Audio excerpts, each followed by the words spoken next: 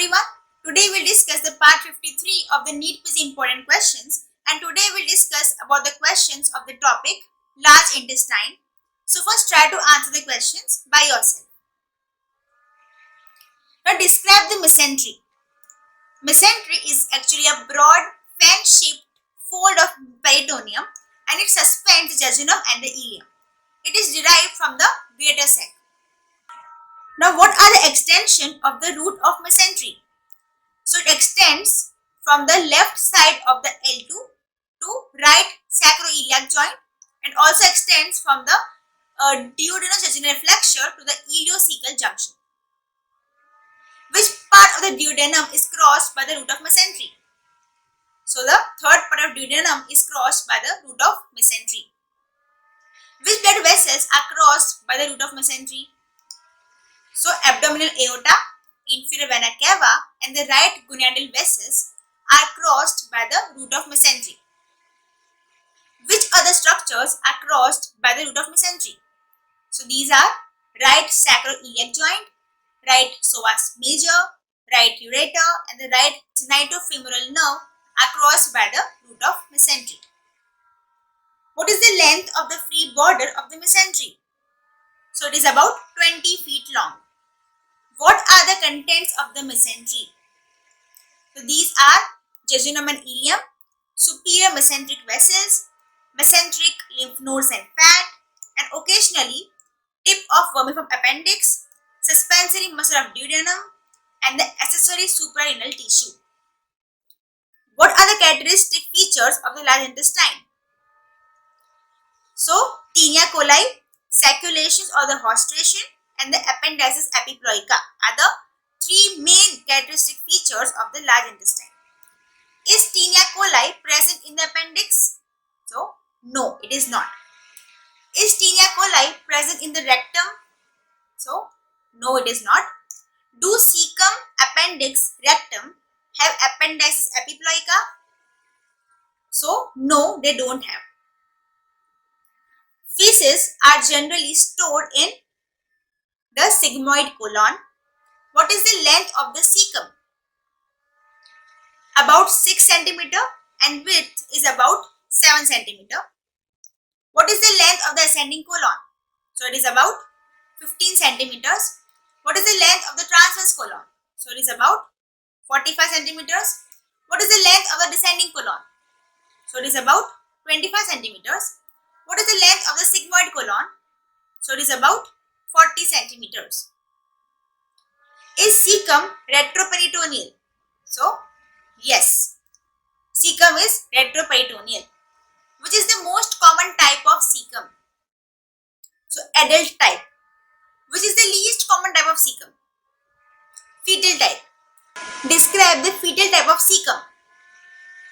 So it is conical in shape. The appendix arises from the apex and it is seen in 2% of cases. Describe the infantile type of cecum. So it is quadrate in shape. The appendix is attached to the depressed bottom. In exaggerated type of cecum, which saccule is usually enlarged. So right saccule. Cecum may be seen in which location? So in the left iliac fossa, umbilical region and the subhepatic area. What are the posterior relation of the cecum?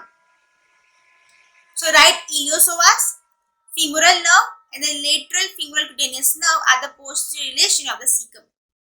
Cecum continues as ascending colon at which plane? So at the transtubercular plane. What is the nerve supply of the cecum? So sympathetic nerve supply from spinal segments T10 to L1, superior mesenteric plexus and the vagus nerve. What are the lymphatic drainage of the cecum? So they are ileocolic lymph nodes, superior mesenteric groups and the pre-aortic lymph nodes. Blood supply of the cecum is anterior and the posterior cecal arteries, branch of ileocolic artery. Over here the vein drains into the ileocolic vein and the vein drains into the superior mesenteric vein and the portal vein. Ileocecal valve is formed by Reduplication of the mucosal membrane, and it is about 2.5 centimeters in the transverse plane, and it is seen at the posteromedial wall. Wall of Gerlach is seen in which orifice? So it is seen in the appendicular orifice. Appendix, though a part of large intestine, do not have which characteristics of the large intestine? So it do not have tinea coli, sacculation or the hostration, and the appendices epiploica. What is the commonest position of the appendix? Retrocecal or colic? Appendicular artery is a branch of inferior division of the ileocolic artery, and it is an end artery. Abdominal tonsil is the name given to lymph follicle in the appendix. Hiatus muscularis are seen in appendix. Do appendix and cecum have villi? No. What are the posterior relation of the ascending colon? So, right ilioinguinal nerve, right iliohypogastric nerve, right subcostal nerve, fourth right lumbar artery, subcostal artery, and the lower pole of the right kidney are the posterior relation of the ascending colon. What is the nerve supply of the right two-thirds of the transverse colon? So it is the sympathetic nerve supply from T12 to L1 spinal segment and vagus nerve. What is the nerve supply of the left one-third of the transverse colon? So it is sympathetic nerve supply from L1 and the L2 spinal segment and the pelvic splanchnic nerves, okay, having root value S2, S3, S4.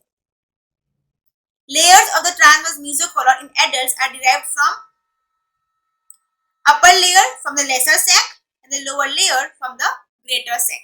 So upper layer of the transverse mesocolon in the adult is derived from the lesser sac and lower layer from the greater sac. Layers of the transverse mesocolon in the early fetal life are derived from, so over here both the layers, that is the upper and the lower, are derived from the greater sac. What is the nerve supply of the sigmoid colon? Superior hypogastric plexus and the pelvic splanchnic nerves. What is the blood supply of the sigmoid colon? So 3 to 4 sigmoidal arteries from the inferior mesenteric artery supplies this, and also superior rectal artery supply the sigmoid colon. So to wrap till here, we will discuss about the further important notes and questions of further important topics in our next video. Thank you so much.